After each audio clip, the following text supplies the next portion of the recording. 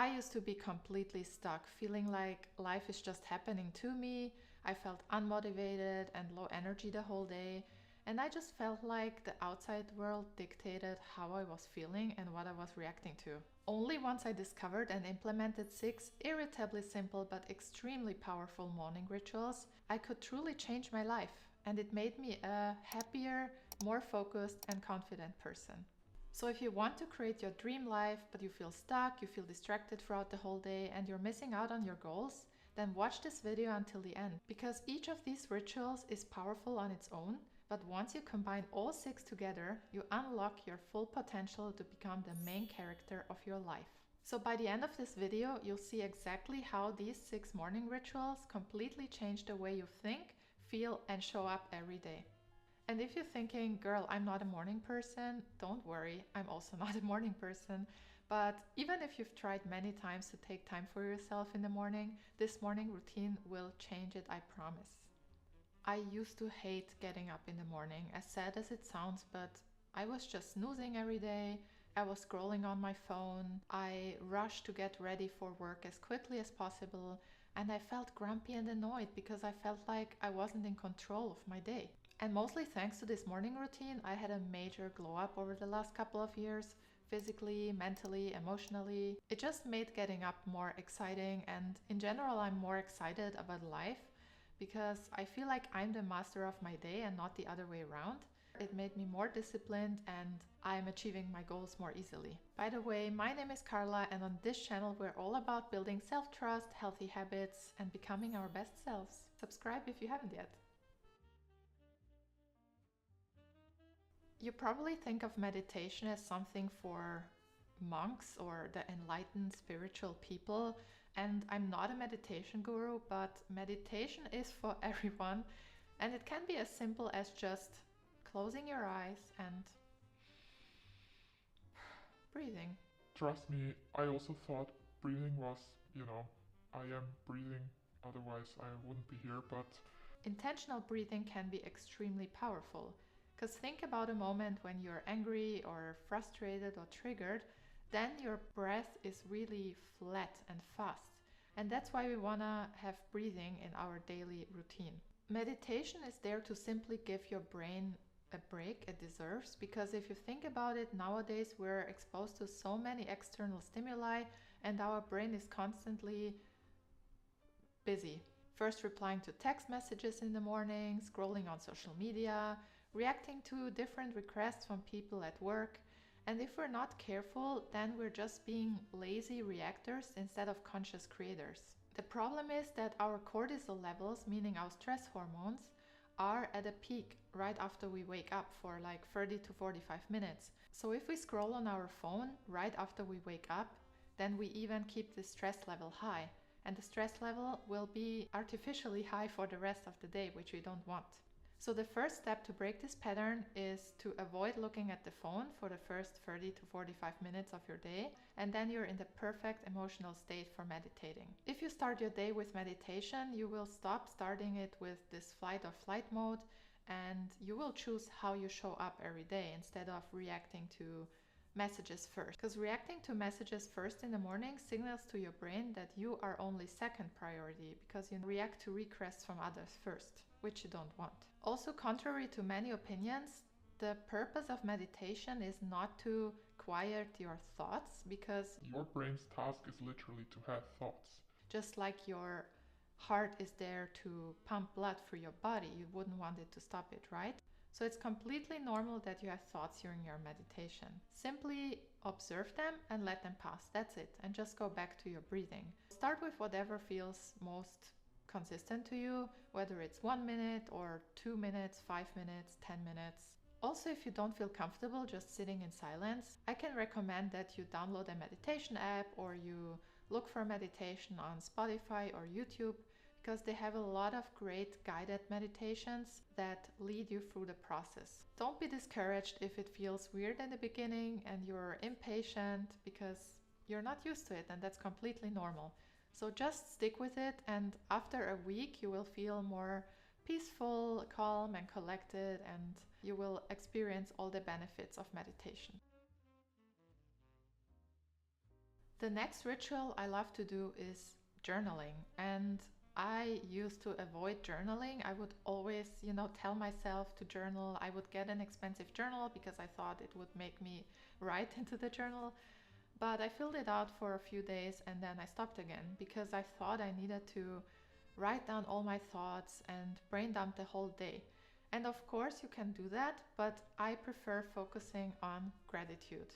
This is just because I'm a very pragmatic person. I want to make things as simple as possible for myself, and gratitude is one of the simplest practices with the biggest return on investment. Gratitude alone will literally change the structure of your brain. You will be more inclined to see the positive in life, and therefore you will also more easily achieve your goals. So this is how it works. Step 1 is you write 3 things you're grateful for each day, and this can be anything. It can be the weather, it can be your friends, your family, something was on sale today, or whatever.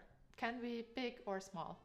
And if you want to keep it more interesting, you can choose to write something different every day, or you can also focus on a specific category each week. For example, this week you might focus on your relationships and next week on your fitness goals. Just make it somehow that you enjoy it. So you've probably already heard about gratitude journaling before, but what many people don't talk about is how to actually make it effective. First of all, try to be precise. So instead of writing, I'm grateful for my friends, you can write, I'm grateful to my friend XYZ because she always listens to me and is always there for me when I need her. Or instead of writing, I'm grateful for my health, you can write, I'm so grateful that I can move my body every day. The second thing to keep in mind is to actually feel what you're writing, and that's why I recommend writing on a physical journal and not typing it, because the brain actually needs 10 seconds to register this feeling and save it in the long-term memory. So only once you feel that gratitude for the 10 seconds, you will sustainably feel happier and just feel more lucky overall. So make sure you're taking your time when you write in your journal so that your brain has the time to process these feelings. We all know that exercising is good for us, but did you actually know that it makes a difference if you train in the morning versus in the evening? The benefits of training in the morning is that it boosts alertness, you feel more clarity throughout your day, and you just feel energized throughout the whole day. Versus if you train in the evening, you don't feel the benefit of this energy that you would otherwise get if you train in the morning. It really optimizes how you feel and how you perform your tasks, and therefore also helps you achieve your goals. Studies show that even if you only exercise for a few minutes in the morning, it circulates oxygen through your body and therefore improves your cognitive function so you can focus better. You probably got the gist that it doesn't have to be a full-blown workout, but it just has to happen in the morning. It can be 1 minute of jumping jacks, it can be a yoga workout, it can be a mat Pilates workout, or your plank challenge, whatever you enjoy actually. The obvious other benefit is that you already have a win in the morning before the rest of the day demands things from you and you have an excuse not to do your workout. So once we get that done in the morning, we are winning. We're set up for success. A personal recommendation of mine that I really love is the Down Dog app. They have different things like meditation, yoga, Pilates, even HIIT. I hate it, but whatever floats your boat. And you can set the time for how long you want to train. You can set the difficulty level, even the voice. It's really cool. Just try it out. Everything we tell ourselves daily and these stories that run through our head 24/7, they impact our internal reality and therefore also our ability to change the external reality. The problem with everything we do on a daily basis and our habits is that 95% actually comes from the subconscious mind, meaning that 95% of all of that you're not doing consciously, you're not choosing your internal dialogue. It's just the old things you kept telling yourself 2 years ago, 2 months ago, and yesterday. It's just the same thought. Thankfully, there's good news. With affirmations, we can change that. Affirmations are mantras that you keep telling yourself every day, so that once you keep repeating them enough, your subconscious eventually believes them. However, affirmations are one of the most misunderstood practices. Even if you've heard of them before, most people actually do them in the wrong way. So maybe you've already tried affirmations and realized they're not working for you, so keep these two things in mind to actually make them effective. Saying an affirmation 1,000 times won't do anything unless you actually believe it and you feel it. For example, don't say, "Money flows to me effortlessly" if you're actually broke, because your subconscious knows very well that your money doesn't flow to you effortlessly. So it will actually resist the affirmation and it won't do anything for you. Instead, for example, say, "I work hard every day and I do my best to support my family."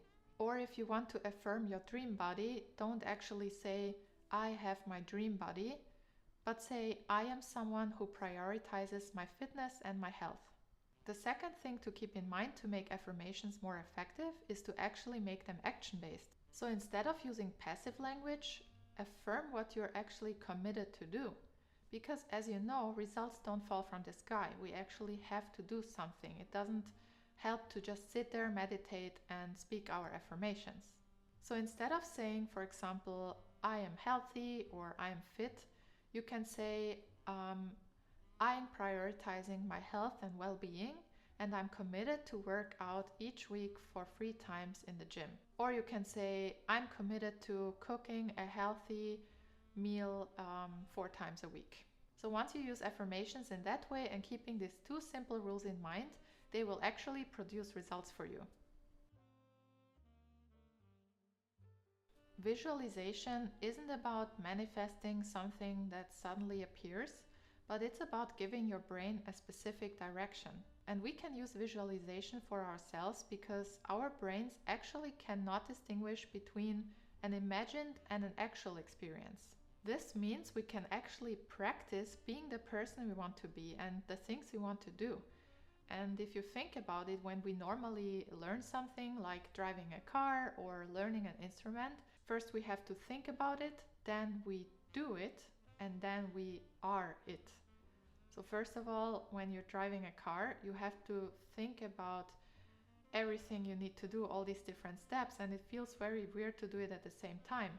But once you get proficient at it, you're not thinking anymore, you're being a driver. And if we repeat a visualization often enough, our behavior will actually start to match what we visualize to get to that direction that we want to. There are 3 main things to keep in mind to make visualizations as effective as possible. Number 1 is to focus on the emotion and not just the picture. Many people think that visualizing just means, having these visuals in your mind.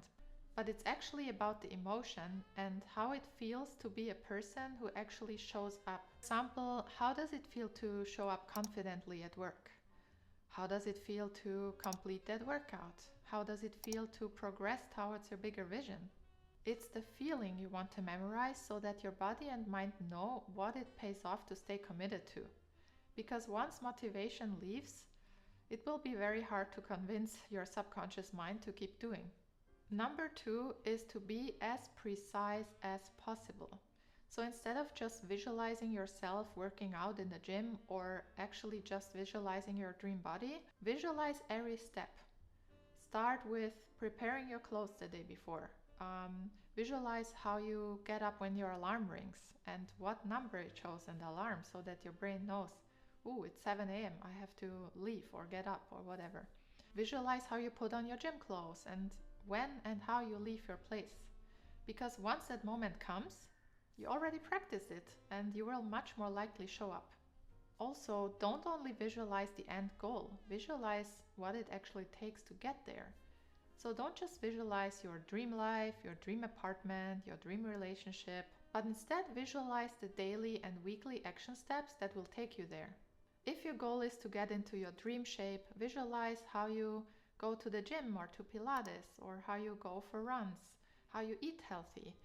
Or if you want to build a business, how you feel proud of yourself overcoming the obstacles. Imagine yourself feeling proud while you work on that project you've been putting off for too long. Just visualize these positive feelings of everything you need to do today to get one step closer to your goals.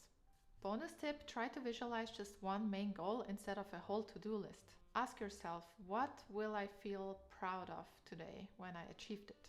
And then focus on that one thing that matters today and visualize yourself actually showing up for it. We're all familiar with learning by doing, and that's why when we learn from others' experiences, we get to our goals faster than if we have to figure it out ourselves. So the second best option to hearing someone talk about their experiences to us, because maybe we don't have these role models in our lives, is to actually read about the topic we're interested in.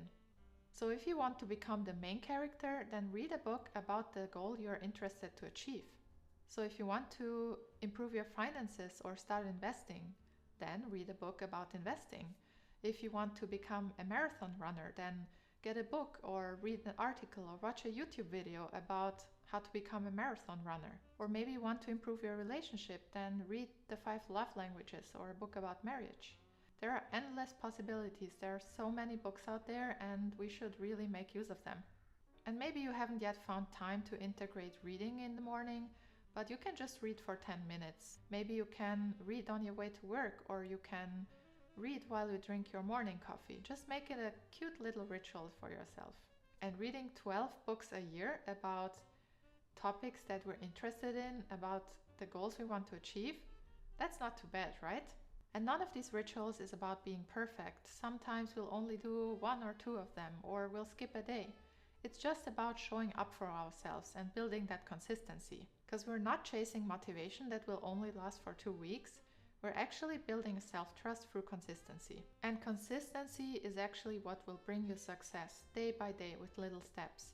So make this morning routine your own. You can mix and match these rituals however you like. If you're in with me to glow up this year, then like this video and let me know in the comments which of these rituals surprised you the most. I'm looking forward to see you in the next video. Bye!